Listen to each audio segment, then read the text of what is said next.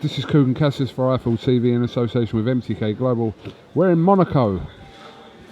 Cheap place, isn't it, Dave? Do not bring your kids. It's too expensive.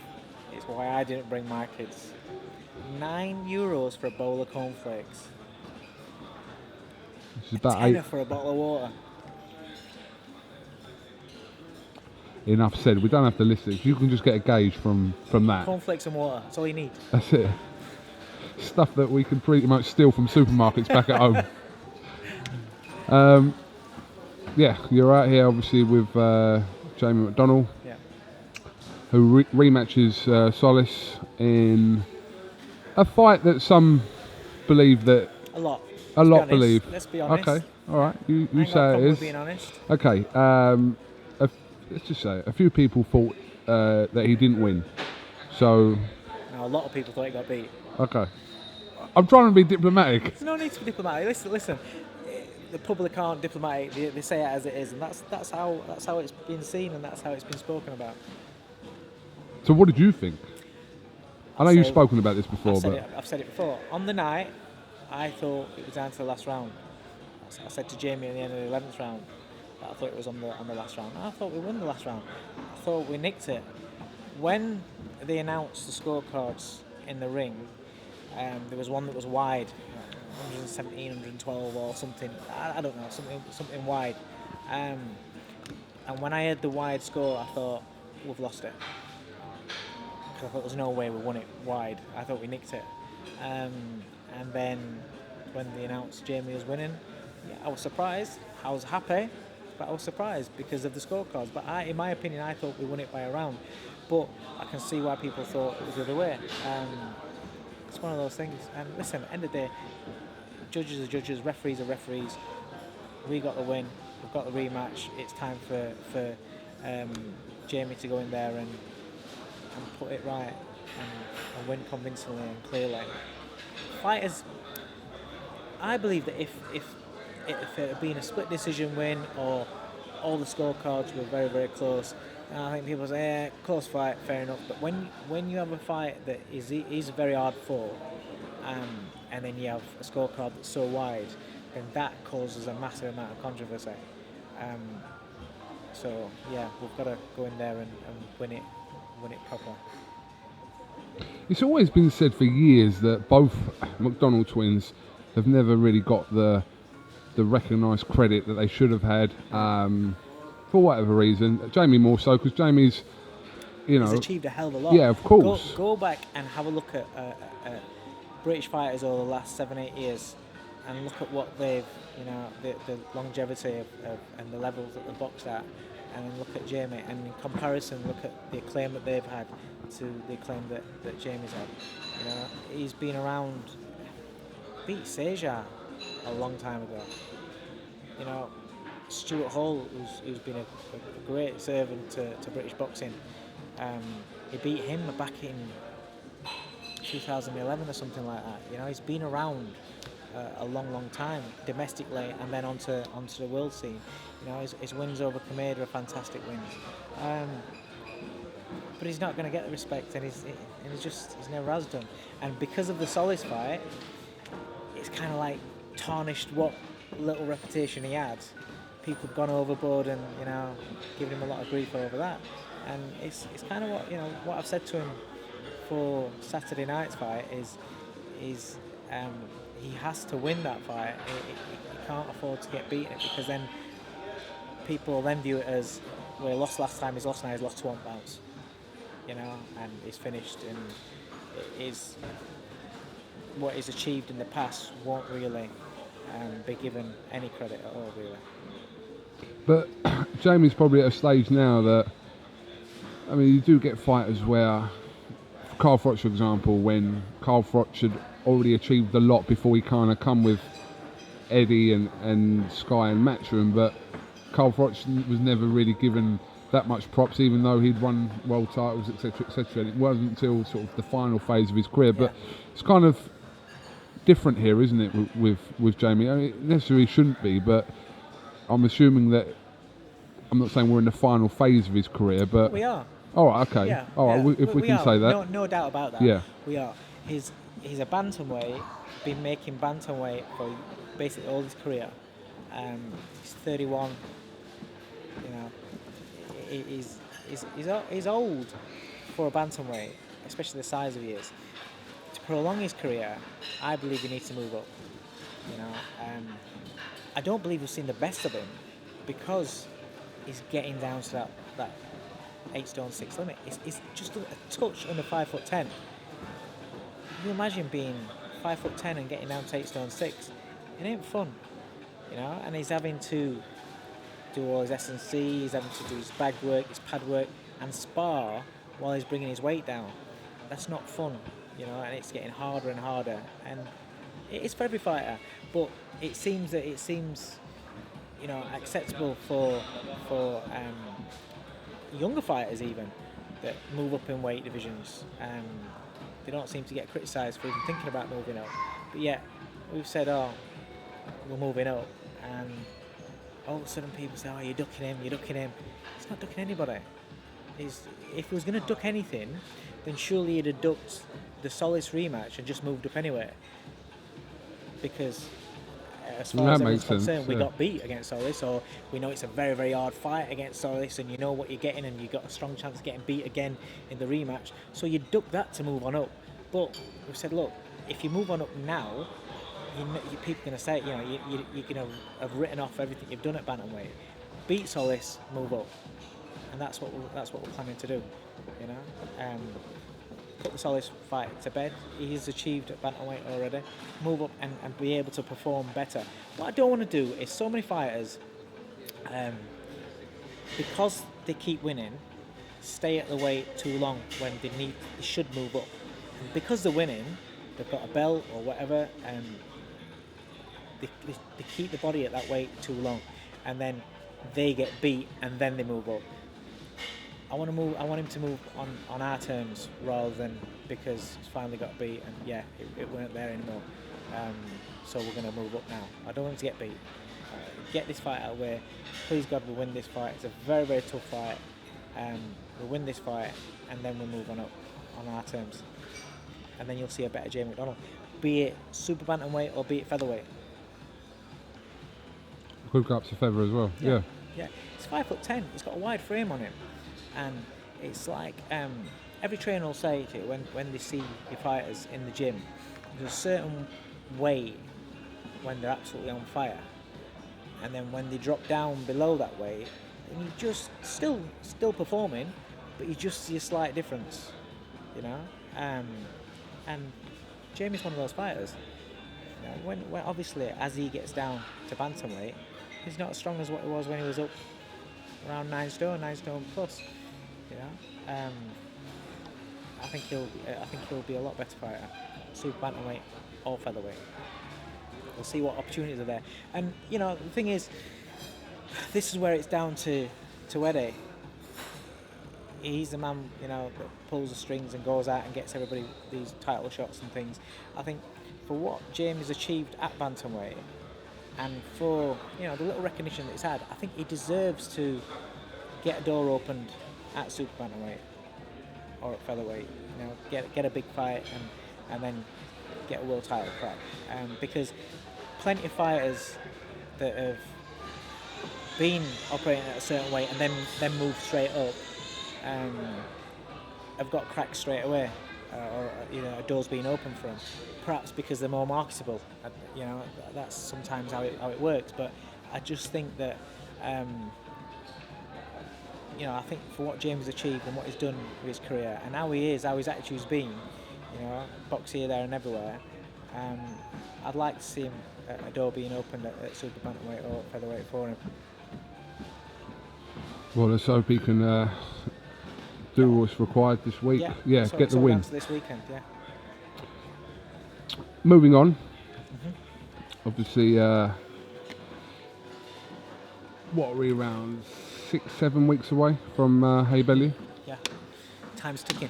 Time is ticking. It really is. I remember when it seemed to be about 14 weeks, 12 weeks, 10 weeks. Now it's going on really quick. We got that kind of build up from the first fight, and it was, I don't know, there was just so much going on. There was, the whole Liverpool element to the whole thing, because they had the press conference fight week and David, When he lost it. David aggravating. Your mum. Yeah, all that. I mean, listen, it was all banter. You getting called Danger Mouse or Penfold or whichever one it was. Yeah, Penfold. Penfold rat. rather. Yeah. But listen, obviously we know the result of what happened, but in a lot of people's minds there's a lot of unanswered questions. Yeah. What if this had happened? Yeah. What if that had happened? Yeah. And what if he wasn't? But Yeah. all ifs and buts. So obviously the rematch was inevitable to happen. But the biggest question, I suppose, the obvious question is whether David Haye's injury will hold out in this fight.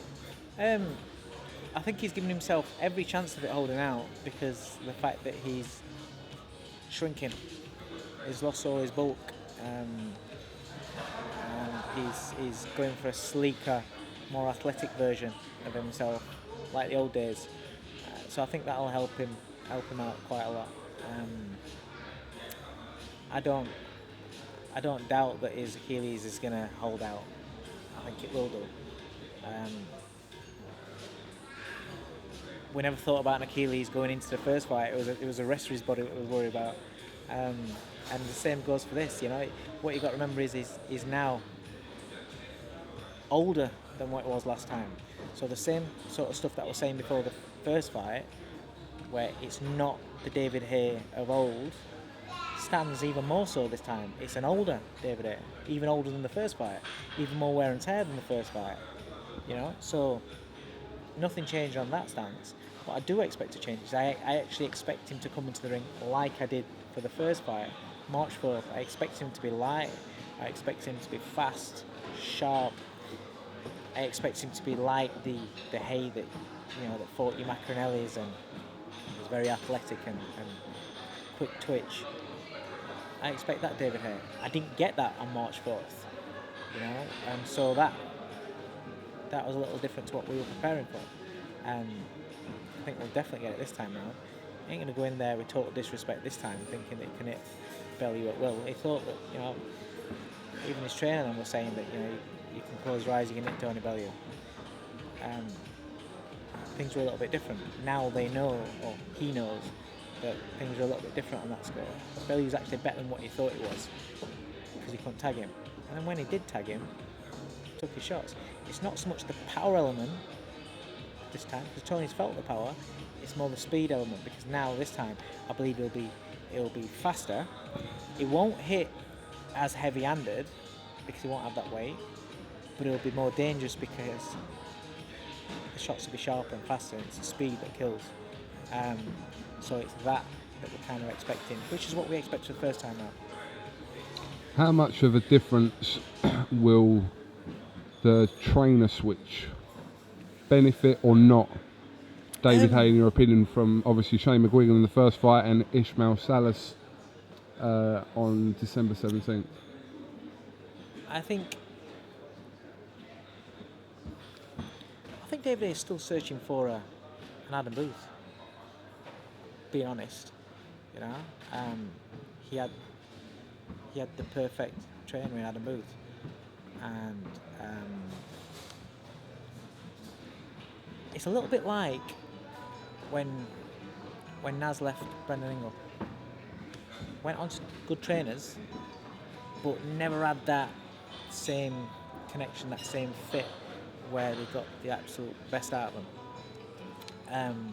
And I think with Shane McGuigan, he had a very good trainer that was up and coming, but didn't have the experience. He's still learning. He's still learning on the job, and he's doing a fantastic job. But he didn't have the experience of.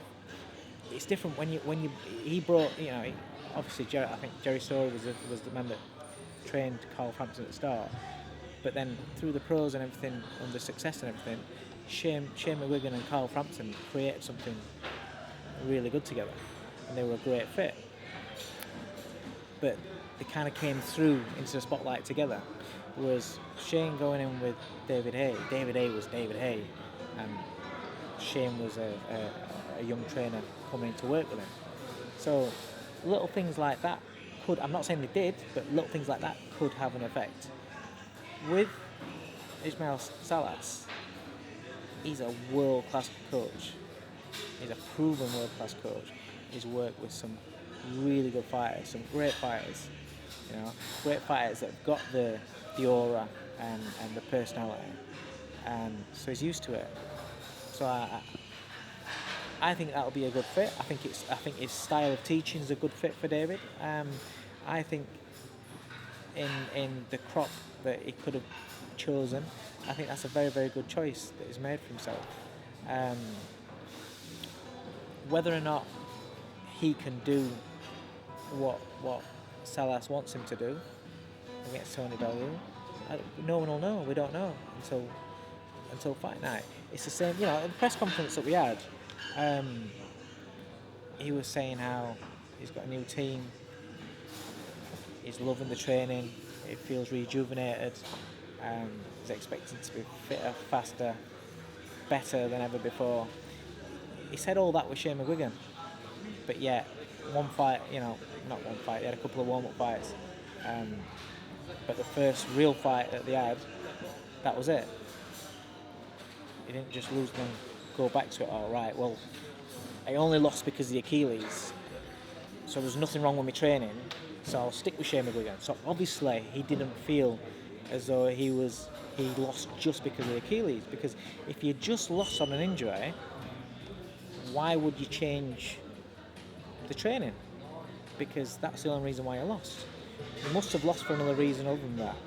So he's changed the training. He's gone with another trainer that he feels is a better fit. So I expect to see a different David Haye, because I think Salas has more rhythm, more balance, more fundamental skills. So I expect him to be different. But do I expect him to be the best ever David Haye? Again, no, because it might be in little pockets, but will he be able to sustain it? No.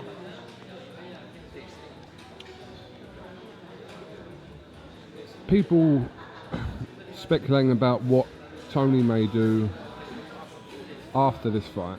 Yeah. I know we spoke a little bit off camera about this. Personally, to you, win. I know it's easy to say now, win or lose, do you want him to fight on? But is it a case of, whether he wins or loses, then you can decide whether you would want him to fight on again, or you would suggest for him to fight on again? Because he doesn't have to fight it, I would like him to walk away. Because he doesn't have to fight anymore. And I would say that to any of my fighters I work with. If you get yourself into a position where you've achieved what you want to achieve and you don't financially have to fight anymore, get out. And that's what I would like for my fighters. So, yeah, I would like him to walk away. When it comes down to desire and motivation, I know David Haye is saying that Bellew's not, how is he going to motivate, because he's financially secure, and not everybody's just driven by money, and Bellew's not just driven by money. The fact that people think that we got lucky, the fact that people think that he fluked it, the fact that people think that the only reason why he won was because of the Achilles, that is Tony Bellew's motivation. He's like, all right, I'll do it again. And what are you going to say then? That's the motivation, that's the drive. His financial side's secure, that's not a problem. The motivation is there for David Haye. I only believe that there's one other fight out there that would give him the motivation to have another fight after Haye. And that would be to win a version of a heavyweight title. Forget about your giants. We've said all along, your Wilders, your Joshuas, forget them. There's one man that's out there that isn't a giant. That's Joseph Parker. So, touch wood, please God, we beat David Haye. The only fight that I see Tony being motivated for is if Joseph Parker's about, is available, and that fight can be made. And then I see him having another fight. if Parker signs to fight Anthony Joshua, which I think is the fight for AJ really for me. If I was Team AJ, that would be the fight that I would want to make next. But again, it depends on mandatories with WBA and whatever that he's got. He might not be able to fight Parker next. But if the Parker fight got made for AJ, then Parker fight's gone. So then Haye would be the last one, or I would expect that to be the last one. I can't see another fight out there that are interesting. Obviously, before there was Andre Ward in the mix, and then obviously Andre Ward retired, and so that option was there's nothing, is out. Yeah, there's nothing out there that I can see that even remotely interesting. Because it's not for him to prolong a heavyweight career; it's for him to achieve being a heavyweight world champion, and that's that. Yeah. He's not an idiot. He knows that these guys are too big for him. You know, he's not an idiot. That's Bellew will say a lot of things and wants to do a lot of things, but he's realistic. He'll say what he wants to do because he believes he can go out there and do it. You've never heard him once say he's going to go out there and fight AJ. It's not happening. And like I said, the moment that he met Wilder, because I was saying to him that Wilder's too big, because it's different when you see somebody on television. You don't think that they're as big as what they are, apart from in my case, because people actually think I'm bigger than what I am. And so when he was watching Wilder, he was thinking, I can beat Wilder. But then when they worked together for Sky, and Wilder came around and gave him a hug and shook hands, and it was like, shit, he's a big guy. He's massive. He's long, So he understands that they're the new breed of heavyweights. They're giants. They're not just heavyweights. They're giants. But Parker's not in that category. He's about an inch taller than Tony. He's not as explosive. He's not as dynamic. He's the one that if you're going to get a shot against the heavyweight title, he's the one that you want.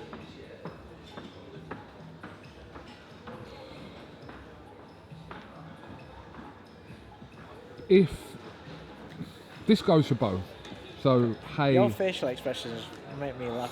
When you think about what you're going to say next. No, it's not. I'm thinking. I'm really how to word it. If it isn't to be Tony's night. If it what? If it's not to be Tony's night. Parlez-vous français?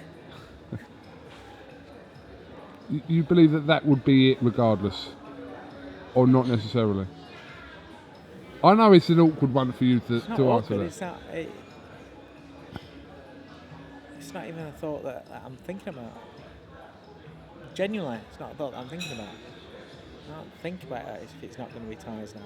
I don't think about that. My whole thought process is Tony doing what he needs to do to get the job done. Same as you know what? The first fight, it was dangerous. It was. We were the underdogs. Everybody thought we were crazy going in there. We were gonna get smashed. Round one would get smashed. As soon as Haye hits him, getting smashed. It's the most relaxed I've ever been walking into a ring with a fighter. I genuinely mean that. The most relaxed. When Haye was coming out, I was dead at ease and so calm because I knew what were in Tony's head. I knew how his head was. I knew he was going to do what we needed to do. So it's kind of like that now. As long as his head's right and as long as he goes in there and performs how I want him to perform, he beats David Haye again. Some fighters have just got that number that another fighter can't figure out. Haye hates being around Tony Bellew. He hates it. He can't stand it. He can't handle being around him. He doesn't want to be around him. He takes himself away from Bellew because he can't control Bellew. He likes to control situations that are going on. He can't control him. He's being all nice and polite and courteous at the press conference and everything. But his trainer's having to tap in on leg, telling him, calm down, hold it down. Because he just wants to go. Because he agitates him. And he's even said off camera, he can't stand being around Bellew. He didn't want to do the sky split screen because he knows he can't get into it. Bellew's Bellew. That's how he is, and David likes to control every situation. He can't control that situation. He can't control his mind, and it freaks him out. And I just think that Bellew's 100% at ease when he's in there. It was at ease when he was in there with him. Even in the first few rounds, he was just sharp. We know. Don't get me wrong. We know that David can take you out with one shot at any time, and I think that's part of it. Is because you accept that. It's not really a shot when you get caught. It's not really a situation that drains you as such because you expect it. You're preparing for it. You mentally accept it. But you don't let the fear consume it. And that's what Tony's like. He understands the fear that's there, but he doesn't let it consume him. He uses it. So in answer to your question, it's not something that I've even thought about. Genuinely. Okay. Oh, David, this has nearly been half hour, so time flies. You're trying to kill time in Monaco, eh? I know. It's half hour you won't get back, David. All right, well, listen, thank you very much for talking to IFL TV. My pleasure, mate. Cheers. Jordan Gill sitting there. Just crept up on you. Sneaked up on you. What's happening, Jordan? You alright? All right. All good. David was really bigging you up today, actually, in the car. Bigging me up? Yeah. My head's swelling. He was. I'm not even going to say what he said, but he did give you probably the best compliment. Best thing since a trainer can bread. give a fighter. My middle name's Hovis. Not Warburton, nah. No. I know someone called Warburton, so. What, William? No, Brendan. Oh. Listen, he's dynamite. He's a very, very good prospect. He lives a life. He's a student of the game. Picks things up fantastically well, and he's got great talent. In action soon? Yeah, it's mandatory for the English at featherweight. He's had 2 fights in the last couple of months. 2 fights in 6 weeks. Hoping to get out in December. Should, fingers crossed, get that sorted very shortly. And then, the English title fight next, and then off the leash. We look forward to it. I think we should go straight into the English title fight because I've been promised everyone a title fight for about 7 or 8 fights now, and they're getting the hopes up, and I just keep letting them down. But I keep performing, and the opportunities are coming. Just I promise, hold tight. You're right. We're 2-0. We're 2-0 at Coldwell's gym. We won knockout, so we got a 50% knockout ratio. We're all good. All right, Jordan, David, thank you very much for talking to IFL TV, and enjoy your time and your wallet here in Monaco. Listen, I can't believe how expensive it is. It's beautiful. It's a beautiful place. I love it. But boy, it's expensive. That's why you're filling your time doing these long interviews. Normally, I'd get about 4 minutes, but because you don't want to spend any money, I'll just hold this camera and I'll point it at Coldwell and we'll grab it on for about half an hour. And I'm losing half an hour's eating time. Tell you what I'll do is I'll get BoxRec up. I'll look through all the thousands of featherweights in the world, and we'll go one by one. We'll call them all out. How long do you reckon that'll take? I don't know. It might do. You leave that little bottle, that strip of water for me, Dave. Is that Is that what you want?